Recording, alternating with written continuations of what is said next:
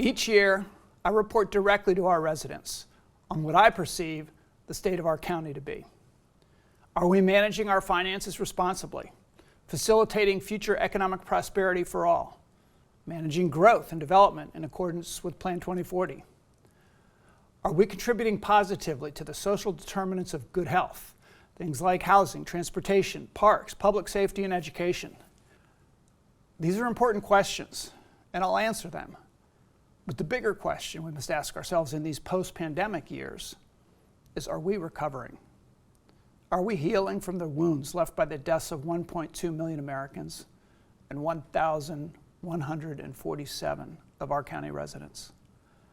Are we healing from the pandemic isolation, school children's loss of social connection, supply chain-driven inflation, trauma at the low end of the economic scale as wealth moves to the top, and elevation of conspiracy theories into mainstream politics? I often quote disaster recovery expert Dr. George Everly's words from one of our early pandemic virtual town halls. "Division delays recovery," he warned, and he was right. The world and our country have yet to heal from the impacts of the pandemic, largely because we remain victims of division.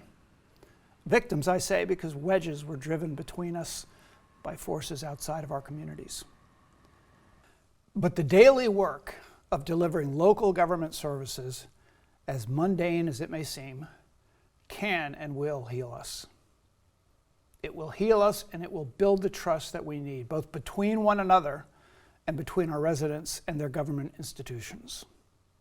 So that healing wounds and building trust is the ultimate goal of the work I will now review. Let's start with the money, your money, that supports county services.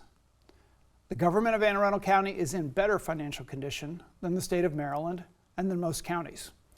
We can thank our increasing property values, our residents' increasing income, and the fiscal discipline that county government practiced before, during, and since the pandemic for that condition. But when you come to one of our 8 budget town halls in January and February, you'll be presented with revenue and expense projections that leave little room for new spending. And then you'll hear passionate pleas for greater investment in very worthy initiatives. That's the reality of governing everywhere. This year's budget proposal of the County Council will be made after updating revenue projections, listening to residents at town halls, hearing from department heads and agencies, and consulting individually with all 7 members of the council. It's a collaborative process led by our brilliant team in the budget office, and it's driven by our shared values. When I meet each year with the bond rating agencies, they look beyond current finances and project future economic growth. All 3 of our agencies awarded us AAA ratings again this year because that picture looks strong. Businesses are expanding. Visitors and residents are spending. Our economy is growing. Economic growth is a good thing if it delivers higher wages to support our families and more revenue to invest in schools, police, fire, and public infrastructure. That's why our Economic Development Agency is tasked not only with growing our economy, but in doing it in ways that deliver public benefit and, as Governor Moore often says, leave no one behind. The Inclusive Ventures program is now graduating 3 business owner cohorts each year. An effort is in the works to grow new childcare businesses in coordination with our childcare task force. And a new economic development strategic plan is underway to better align the agency's economic growth efforts with public benefit. What the residents of our county will not support, however, is environmentally destructive or poorly planned sprawl development in the name of economic growth. We are fortunate to be a place that businesses, including real estate developers, want to operate. That fact allows us to enforce environmental protections, adequate public facilities laws, fair housing initiatives, and smart growth principles without losing the investors we need to move forward. By engaging the public in the planning process and all stakeholders in the establishment of our regulations, we have maintained public support for the implementation of Plan 2040, our award-winning, smarter, greener, more equitable development plan. I highly recommend that you read over Plan 2040's annual implementation reports, but I want to take a moment to focus on both the affordable housing and the conservation aspects of that work. Some people believe those things aren't compatible, but we're proving that they are. Our residents, our elected officials, and county government have come a long way since 2015, when a county council majority rolled back legislation that allowed workforce housing in neighborhoods of opportunity. The most recent Anne Arundel Community College Public Opinion Survey says that housing affordability has risen to become the second-ranking concern of our residents. And while most of our pro-housing legislation has been passed along partisan lines, the success of the work and demand for it by local businesses is broadening its appeal. We have quadrupled our pace of affordable housing production because we brought back the workforce housing density bonus. We reopened school feeder areas with redistricting and new legislation to prevent overcrowding. And most importantly, we created an affordable housing trust fund paid for with real estate transfer taxes on properties that sell for over $1 million. And we're not done. We have legislation passed or in the pipeline to require a percentage of new units in subdivisions of 10 or more homes to be moderately priced, to allow homeowners to build accessory dwelling units, and to remove restrictions on building new housing in high-density commercial areas. Possibly our greatest housing challenge is to preserve the affordable units that exist today and protect the families living in them. We're working with the Housing Authority of the City of Annapolis on a recovery plan to improve and protect its subsidized units, and with our Department of Public Works on a wastewater treatment plan for the mobile home parks along the Patuxent River in South County, so that they can continue housing hundreds of our essential workers and seniors for years to come. I don't buy the argument that we'll solve our housing problems by increasing the supply of luxury homes. Those will be purchased by wealthy people from all across the Mid-Atlantic region who don't do the essential jobs that make our county thrive. Our next housing initiatives must be targeted to our essential workers. Planning for those efforts is underway, and you can share your ideas by participating in our 5-year consolidated housing plan. Maybe the greatest obstacle to responsibly addressing our housing shortage is legitimate concerns about traffic. The 2 large multifamily developments on Reaver Road have generated a lot of traffic concerns because getting past Annapolis High School and the county and school system offices is already a struggle at peak hours. But our Department of Public Works traffic engineering team made that a whole lot easier in recent months. The new signal optimization system has cut 4 p.m. traffic time nearly in half, and a forthcoming left turn restriction will reduce it further. We're also adding wider sidewalks for bike and pedestrian traffic and a transit center at the Park and Ride lot on Harry S. Truman Parkway.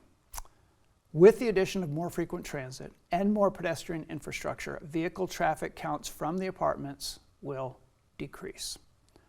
A lot of our traffic is on state roads, but we've pitched our transportation improvements to the state so effectively that 5 of the 6 top-ranked state projects are in Anne Arundel County, and we're winning federal grants to help pay for them.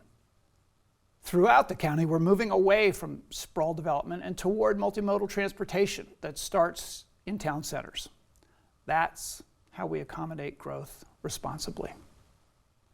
It wasn't until 2021 that we created, and the next year that the County Council approved, our first Green Infrastructure Master Plan. We needed to recognize the long-term economic and public health value of nature in our county and establish goals not only for conservation of contiguous and ecologically essential land, but also for the greening of our gray urban spaces.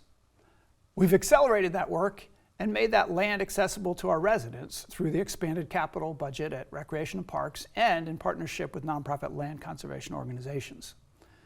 Crownsville Hospital Memorial Park, Severn Danza Park Edition, Tanyard Springs Park, Bacon Ridge Edition, Saltworks Monticello properties, Elktonia Cars Beach, the McNew property, Jug Bay expansion, and Quiet Waters Retreat.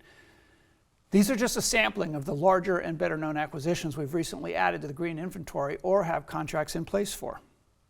We're laser focused on other large parcels as well, some of which are being aggressively pursued for sprawl development. I will note here that the Resilience Authority has become a powerful partner in this work, both in making the case for conservation and in securing outside funding to reduce burden on our taxpayers.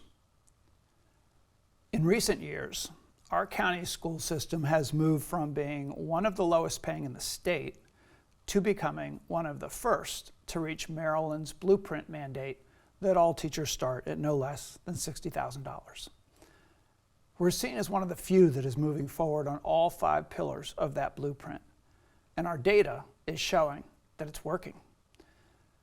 But the real credit goes to the taxpayers who have been willing to pay more for what we now get, and to Superintendent Bedell and the Board of Education for doing the hard things like ending overcrowding through redistricting, improving efficiency throughout the system with best practices in management and teaching, and recognizing that teachers should be allowed to innovate. I especially want to note that we now have 0 bus driver vacancies and are well below our pre-pandemic teacher vacancy numbers. Our recent test scores show that our recovery from the pandemic is surpassing most of our peers, and that our clearest progress has been in our community schools, the ones with the highest rates of poverty. Those schools now have staff engaging directly with whole families and neighbors, and it's working. But the part I'm most excited about is the career counseling in partnership with Anne Arundel Workforce Development. Students as early as middle school are learning about paths to careers. Cool stuff like fire and rescue, teaching, and technology. I know that my dream of being a veterinarian is what carried me through math and science, and that almost every truly engaged student that I meet has a vision for their future as well.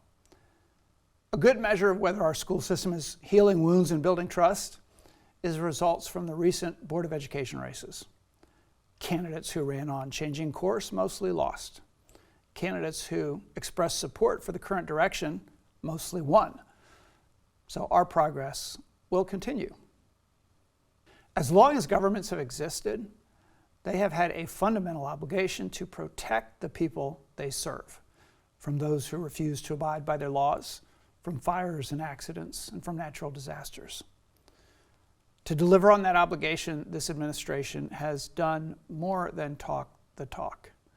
We have increased our investment in police by 87%, fire by 71%, and emergency management by 76%.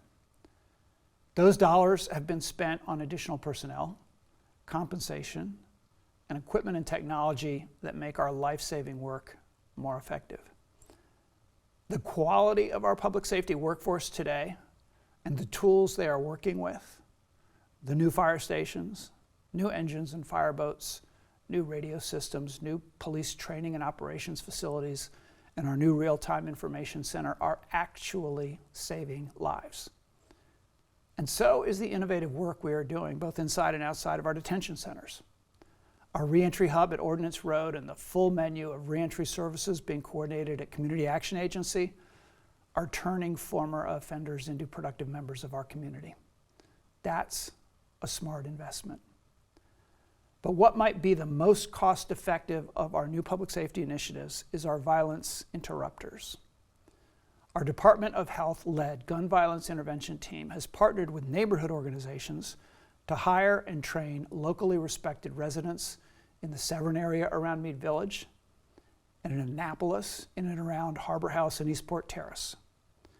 These brave men and women have directly engaged with residents who are most likely to be both victims and perpetrators of gun violence, and mediated conflicts that we know would otherwise have resulted in bloodshed. This work is healing wounds and building trust in places where it's needed most. Any discussion of healing wounds in our county must start and end with the magic we are making at Crownsville Hospital Memorial Park. The draft master plan captures the spirit of healing that our residents called for: the telling of history, nature, active and passive recreation, agriculture, education, and direct services. As we face the fiscal challenges that this project will present in the coming years, we must not lose sight of its power to heal us. I will close with the question of trust. Are we building it between groups that have been divided and between government and the people it serves? I believe that we are. The performance of our agencies, the transparency of our deliberations, and the stakeholder engagement that we invite in our decision-making is getting noticed. People know where we stand, and they know how to engage, and those things invite trust in government. Our work to push back against the wedges that divide us is also being felt and being welcomed. Our Office of Equity and Human Rights is carefully navigating this work, seeking always to connect us and never to divide us. The coming years will bring disruptions to our lives and to the work of county government. But the state of our county is strong. And by healing wounds and building trust, we will become even stronger.